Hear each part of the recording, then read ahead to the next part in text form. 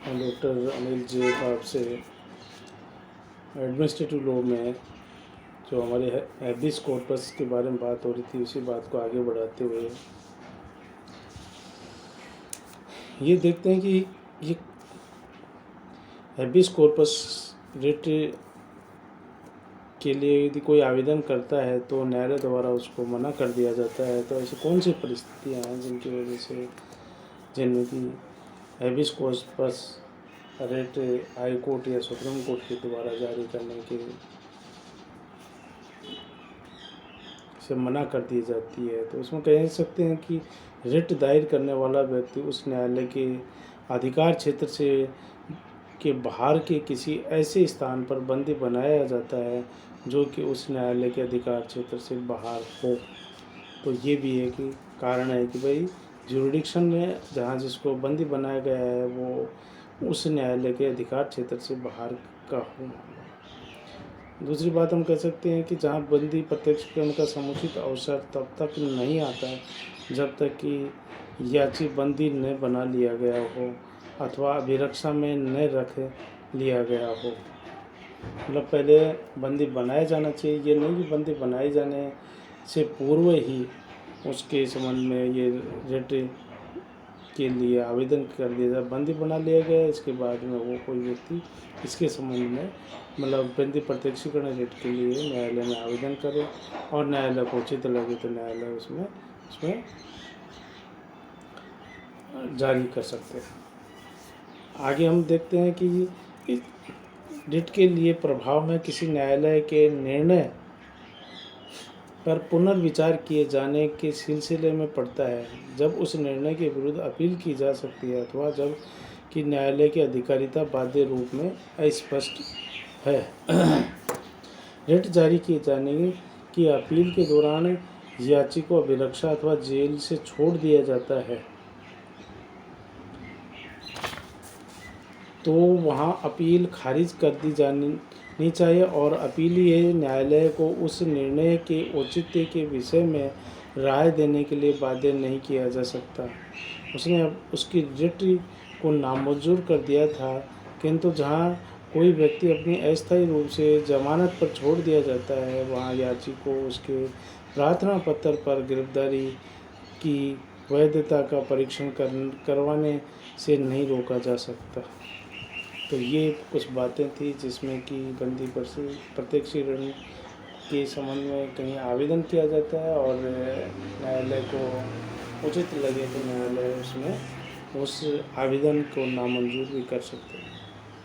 अब हम एक महत्वपूर्ण बिंदु पर आते हैं जिसमें कि बंदी प्रत्यक्षीकरण के लिए कौन कौन से आधार हैं। उन आधारों को देखते हुए यह कि भाई ये आधार वास्तव में उचित है तो न्यायालय द्वारा उसमें रिट जारी की जा सकती है। तो पहली बात है कि याची को बंदी अथवा अभिरक्षा में होना चाहिए। तो जब तक वो बंदी मतलब जो याचिका पेश की गई है उसमें पहली बात है कि उसको मतलब अभिरक्षा या कस्टडी में या बंदी बनाया गया वहाँ होना चाहिए, तभी ये आवेदन किया जा सकता है। इस मामले में एक मामला था जिसमें Shrimati Jayamma versus state of Karnataka and others के मामले में कर्नाटक हाईकोर्ट ने यह संप्रेषित किया कि बंदी प्रत्यक्षीकरण की याचिका राज्य के विरोधी ही नहीं बल्कि ऐसी याचिका व्यक्ति को भी जारी की जा सकती है जिसने किसी व्यक्ति को अवैध तरीके से रोक रखा है। दूसरी बात आती है कि रिट के जो आधारों में बात करते हैं तो अपने रिट जारी किए जाने का प्रार्थना पत्र बंदी के पति या उसकी पत्नी या उसके पिता अथवा पुत्र के द्वारा दिया जाना चाहिए। हाईकोर्ट बाहरी व्यक्तियों के द्वारा दी गई अर्जी को स्वीकार नहीं करेगा। इस मामले में एक जो मामला था इमली हरदयाल सिंह के मामले में ये अभी निर्धारित किया गया था, लेकिन समय के साथ साथ में इस प्रावधान में इस प्रोविज़न में न्यायालयों द्वारा बदलाव कर दिया गया था। मामला बहुत महत्वपूर्ण है। दिल्ली मतलब सुनील बत्रा वर्सेज दिल्ली एडमिनिस्ट्रेशन का मामला है, जो कि AIR 1980 सुप्रीम कोर्ट का है और पेज है 1579। इसको आपने कॉन्स्टिट्यूशन में भी पिछले साल भी पढ़ा होगा। इसमें ये कि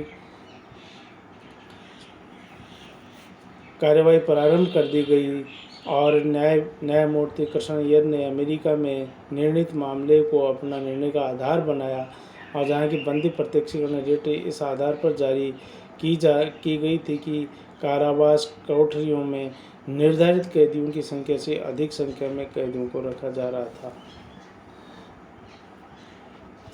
और इसकी वजह से स्वच्छता तथा गंदगी का साम्राज्य फैला हुआ था। वहाँ कैदियों को घोर यातनाएं दी जा रही थी और औषधि की भी कोई सुविधाएं नहीं थी, और हिंसा का वातावरण व्याप्त था। अमानवीय एकांतवास दिया जाता था। कैदियों को लिखे गए पत्रों का सेंसर होता था। उनके पुनर्वास का कोई प्रबंध नहीं था। तो ये सब जो बातें थी, इसके लिए फिर न्यायालय ने ये कहा कि भाई ये जो है, जैसे एक और इसी से मिलता है मामला है, उसमें भी सुप्रीम कोर्ट ने जो संतवीर वर्सेस बिहार राज्य के मामले में सुप्रीम कोर्ट ने याचिका उस स्थिति में भी स्वीकार कर ली, जबकि वह लीगल एड के कमेटी हजारीबाग द्वारा तैयार की गई थी और याचिका संतवीर नामक बंदी को कारागार से मुक्त कराने के लिए दायर की गई थी। प्रस्तुत इस मामले में क्या था कि संतवीर को एक पागल अपराधी के रूप में ऐसे जेल में रखा गया था जो पागलों के लिए था। बाद में चिकित्सक की रिपोर्ट के अनुसार वह मानसिक रूप से ठीक हो गया था और इस लायक था कि उसे मुक्त कर दिया जाए। जेल अधीक्षक के द्वारा चिकित्सक की रिपोर्ट राज्य सरकार को भेज दिए जाने और वहां से यह आदेश आया कि उसे 3 वर्ष तक सुरक्षित अभिरक्षा में जाए। इस आदेश के बाद वह लगभग कहा था कितने दिन का, मतलब 3 वर्ष के लिए आया था, लेकिन उसके बावजूद भी उसको आदेश के बाद भी लगभग 16 वर्ष तक जेल में रखा गया और मुक्त नहीं किया गया। मुक्त नहीं किए जाने को यह भी का कारण था कि राज्य सरकार ने उससे जमानत दाखिल करने के लिए कहा, जो उसके द्वारा संभव नहीं था, क्योंकि उसको कहा गया कि आप जमानत दीजिए और आप जा सकते हैं, लेकिन जमानत के लिए उसके पास में किसी प्रकार की उपलब्धता नहीं थी।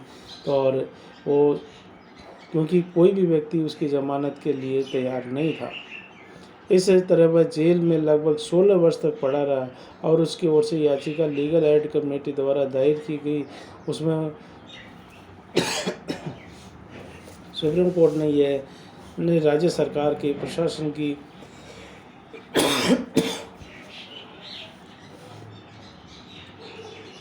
आलोचना की और तुरंत उसको मुक्त करने के लिए आदेश पारित किए। तो ये एक बहुत ही महत्वपूर्ण मामला था, जिसमें कि मतलब स्वयं के द्वारा न होकर किसी संस्था के द्वारा भी बंदी प्रत्यक्षीकरण रिट के लिए आवेदन किया गया और न्यायालय द्वारा उसको स्वीकार किया गया। ये एक अन्य मामला था जिसमें मिस बीना सेठी वर्सेस बिहार राज्य में था, जिसमें याचिका लीगल एड कमेटी हजारीबाग के पत्र के माध्यम से दायर की गई और हजारीबाग द्वारा बिहार राज्य के अन्य जेलों में 1-2 दशक से अनेकों कैदी बिना विचारण के जेल यातनाएं भुगत रहे थे। उनमें से अनेक ऐसे कैदी जो मानसिक विकृतता के कारण जेल में अपराधी कैदी के रूप में भर्ती किए गए थे। बाद में वह स्वस्थ मस्तिष्क के हो गए थे। बाद में उस जेल में पड़े एक मतलब कष्टकारी जीवन बिता रहे थे। कुछ मामलों में बिना विचारण के अभियुक्त इतने वर्षों से जेल में पड़े थे कि उनका विचारण होता तो अधिकतम सजा उन्हें जो दी जाती उस अवधि को पार कर चुके थे। तो ऐसी परिस्थितियों में हमारे यहाँ सुप्रीम कोर्ट ने लीगल एड कमेटी के पत्र के माध्यम से भी याचिका को बंदी प्रत्यक्षीकरण की याचिका मानकर उनको जेल से मुक्त किए जाने के आदेश पास किए थे। तो ये मतलब स्वयं व्यक्ति के द्वारा या उसके नियरेस्ट रिश्तेदारों के अलावा भी यदि कोई संस्था है या लीगल एड कमेटी या कोई संस्था जो ऐसा कार्य कर सकती है तो वो भी ऐसे मतलब आवेदन कर सकती है। ऐसा हमारे सुप्रीम कोर्ट ने अपने निर्णयों में अभी निर्धारित किया।